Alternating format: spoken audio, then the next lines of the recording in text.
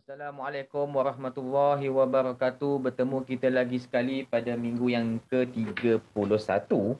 Okey, so minggu ini kita nak belajar berkenaan tentang pendidikan kesihatan, komuniti sihat dan selamat, dan kita fokus kepada cabaran juara tahun 6. Okey, kita akan tengok kepada slide seterusnya.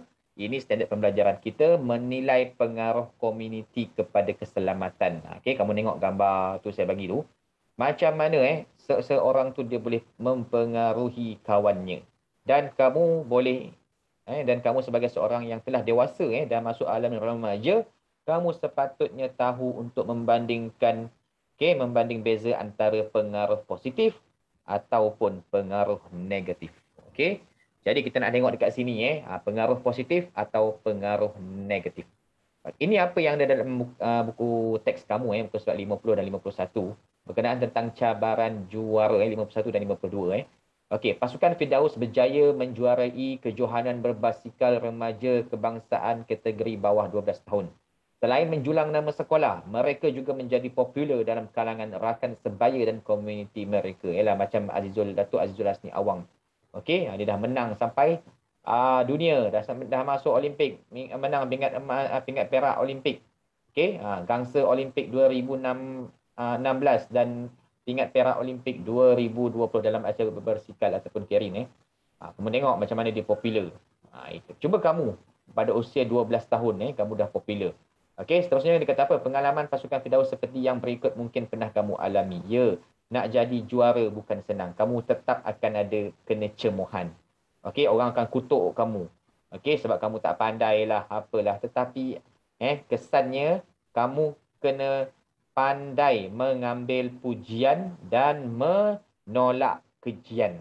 Okey, kamu tengok kat situ dia kata apa? Pujian dan kata semangat masyarakat setempat. Kalau kamu dah menang lah, kamu dah mengharumkan nama sekolah, kamu dapat pujian dan kata-kata semangat di dalam warga sekolah tersebutlah. Kalau Malaysia, rakyat Malaysia akan sokong kamu, akan puji kamu. Okey, seterusnya apa? Tawaran memasuki kelab berbasikal ternama. Ni kalau kamu dah jadi juara, dah jadi Johan, banyak kelab-kelab ternama. Mungkin kamu boleh kalau dekat Malaysia, kelab ternama dia ada macam-macam macam TSG apa semua ada. Okey, kalau dekat dunia pun ada, kamu boleh join Ligue 2 Ligue 2 di Langkawi itu Malaysia Ligue 2 di France, itu antara yang popular lah. Okey, seterusnya, kalau kamu tengok gambar yang sebelah sini kanan ni rakan-rakan mencemuh kerana iri hati. Kamu dah pakai basikal yang harga berpuluh-puluh ribu, berjuta-juta. Tapi ceritanya nak jadi juara bukan senang. Mungkin kamu pernah jatuh basikal. Okey, kamu jatuh berapa kali. Baru kamu jadi juara. Okey. Seterusnya dia kata apa? Situasi-situasi di atas boleh memberikan pengaruh yang positif maupun negatif. Sebagai contoh, pujian boleh meningkatkan motivasi. Pujian yang sama juga boleh membuatkan seseorang itu lupa diri. Ya, kalau kamu dah menang, kadang-kadang kamu dah lupa diri. Sebab kamu dah kaya. Kamu dah overconfident, kamu tak nak berlatih. Dan akhirnya kamu jatuh kembali baliklah. Hidup ni seperti pusingan roda. Seketika kamu ke atas dan seketika juga kamu akan berada di bawah. Okey, pengaruh positif atau pengaruh negatif. Kamu tengok dekat situ, kawan tu kata, ambil ubat ini, kamu mesti lebih berstamina. Itu pengaruh negatif. Ajakan menggunakan bahan terlarang untuk meningkatkan prestasi itu tidak dibenarkan. Contohnya macam kamu nak ambil dadah lah. Okay, kamu nak menang sesuatu acara tersebut. Tapi sebenarnya tak boleh. Kalau nak makan pun, kalau dia ajak makan pisang, itu boleh lah, bertenaga kan. Okey, nak tingkatkan stamina, nak apa. Tapi ambil ubat ataupun benda terlarang tidak dibenarkan dan akan mengakibatkan kamu punya badan pun, mungkin masa kamu tengah kayu tu, kamu sihat tapi akibatnya 20-30 tahun masa kamu tua, kamu terlantar je dekat atas katil. Kesannya memang lama. Okey, dah tua esok bukan nampak. Okey, seterusnya dia kata apa?